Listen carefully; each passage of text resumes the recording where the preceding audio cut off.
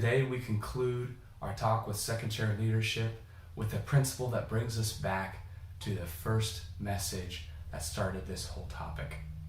Today we're going to look at Matthew chapter 8, and we're going to specifically look at verse 10.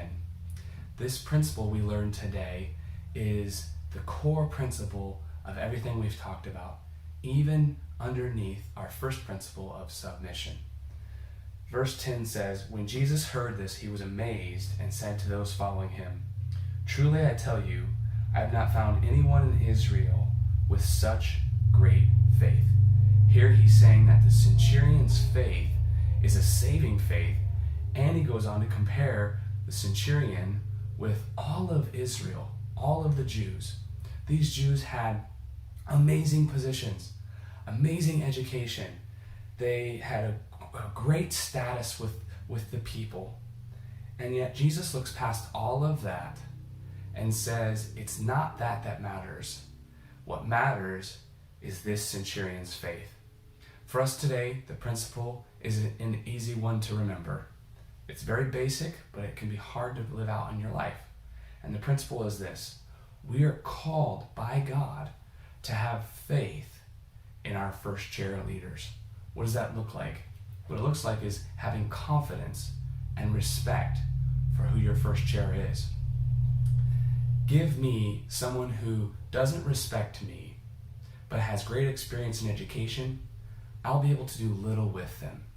But bring me someone who trusts me and respects me as a leader, but has zero education or experience, I can help them be a leader.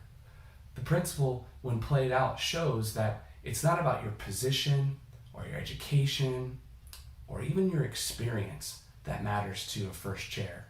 What really truly matters is, are you on board with what we're doing at this organization? Are you on board with who I am? Do you trust me as your first chair leader? Do you respect me? Do you have faith in me? Honestly, if you don't have faith in your first chair leader of whatever job you might have, then it's time for you to leave. And if you don't leave, eventually your first chair leader will probably ask you to leave. But in this case, this principle is also a spiritual one. You see, God asks us the same thing. Will you trust? Will you have faith in my son Jesus, in who he is, that he died for you on the cross, and that you are now free from sin?